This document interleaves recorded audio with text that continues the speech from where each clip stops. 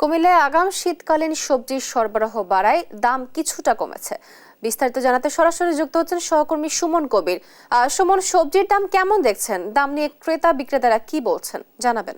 আপনাকে আমি জানিয়ে রাখি, কুমিল্লার যে শীতের সবজি বাজার আসার পর আমরা দেখেছি কিছু কিছু সবজির দাম কমলো, বেশিরভাগ সবজির দাম বৃদ্ধি পেয়েছে।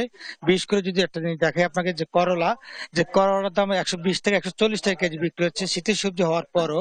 এই বিশেষ ক্রেতা সাধারণ যারা বলছেন যে আসলে কোনটা যে নিব, কারণ বাজারে সবচেয়ে বেশি ঊর্ধ্বমুখী যে লাউ প্রতি পিস 60 টাকা 70 টাকা, আপনার যে কুমড়ো বিক্রি হচ্ছে 80 টাকা থেকে 90 টাকা এক পিস। আমরা সেই জায়গা থেকে যদি বলি, বাজারে প্রতিটি ক্ষেত্রে আমরা দেখেছি যে আলুর দাম বিশেষ করে আসলে 80 টাকা হলে পুরান আলু, নতুন আলু 120 টাকা, এবং টমেটো বিক্রি হচ্ছে 140 টাকা, আর যেটা আগে টমেটো সেটা বিক্রি হচ্ছে 80 টাকা।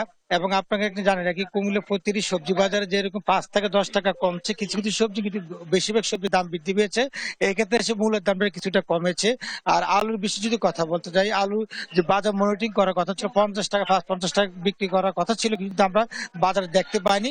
বাজারে ভোক্তা অধিকারে যে ধরনের অভিযান থাকার কথা, সেই অভিযান আসলে আমরা দেখতে পাইনি। কারণ হচ্ছে তারা বলছে জনবল সংকট। এবং সেদিক থেকে যদি বলি, কুমিল্লার প্রতিটি বাজারে আমরা দেখেছি শীতের সবজি কমতে শুরু করার কথা ছিল, আসলে যে হারে সে হারে কমেনি। তবে আমরা কথা বলেছিলাম যারা বিক্রেতা, এবং তারা বলছেন যে আসলে যেখান থেকে আমরা কিনে নিয়ে আসি সেখানে আর সবজির দাম আসলে কমছে না। আর একটা জানি, কুমিল্লার যে ক্রেতা যারা রয়েছে তারা বলছে আমাদের নাগালের বাইরে আসলে রয়েছে কুমিল্লার শীতের সবজি। আসলে কি খাবো, গরু মাংস খেতে পারছি না, মুরগির দামও বৃদ্ধি পেয়েছে, সেদিক থেকে মাছের দামও বৃদ্ধি পেল, এবং সেই থেকে সবজি যদি এভাবে বৃদ্ধি পায়, তাহলে আমাদের আসলে সাধারণ মানুষ বলছে আমাদের বেঁচে থাকার আসলে অবলম্বনটা তাহলে কোথায়? আসলে বাজারে পর্যাপ্ত সবজি আসলো, সবজি দাম কমছে না, এটা তাদের অভিযোগ ক্রেতা সাধারণের। আর একটা বিষয় জানা রাখি, কুমিল্লার যে কুমিল্লার যে বাজার আমরা দেখেছি শীতের দাম সবজির দাম কমছে না। না, কই কমে নাই তো, মোটামুটি আগে যা ছিল ওইটাই। হ্যাঁ, 400 টাকা ওইটা তো। এখন তো কপির দিন, না এখন তো কপির দিন, এখন শীতকালীন সবজির দিন না, সবজির দিন হিসেবে আর কম নাই।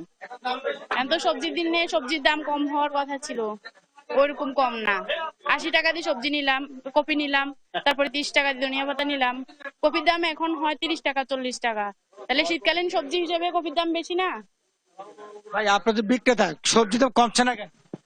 সবজির দাম মোটামুটি কমছে তো, মোটামুটি কমছে। এটা আগে আমরা 120 টাকা 100 টাকা বেচি, অঙ্কা 70 টাকা 80 টাকা বেচি পার পিস, 1 কেজি ওজন আছে, বুঝছেন। আর এমনি শাকসবজি পালং শাক 50 টাকা, আমরা 20 টাকা 25 টাকা। মরিচ 600 টাকা 800 টাকা, অনকা দেশিটা 160 টাকা, আর ওইটা হলো 80 টাকা 100 টাকা সালানেরটা হাইব্রিড। যেটা বলছিলেন, আমরা শীতের সবজি যে বাজার যেভাবে কমার কথা আসলে সেভাবে কমছে না, ক্রেতারা অভিযোগ করছেন। এবং বাজার মনিটরিং যথেষ্ট অভাব রয়েছে কুমিল্লা বাজারগুলোতে। আর একটা বিষয়, সিন্ডিকেটের আসলে যেন থাবা ভাঙছে না। এই ছিল কুমিল্লা থেকে সর্বশেষ তোহা। আপনাকে ধন্যবাদ। কুমিল্লা থেকে শীতকালীন সবজির দাম সম্পর্কে জানাচ্ছিলেন সহকর্মী সুমন কবির।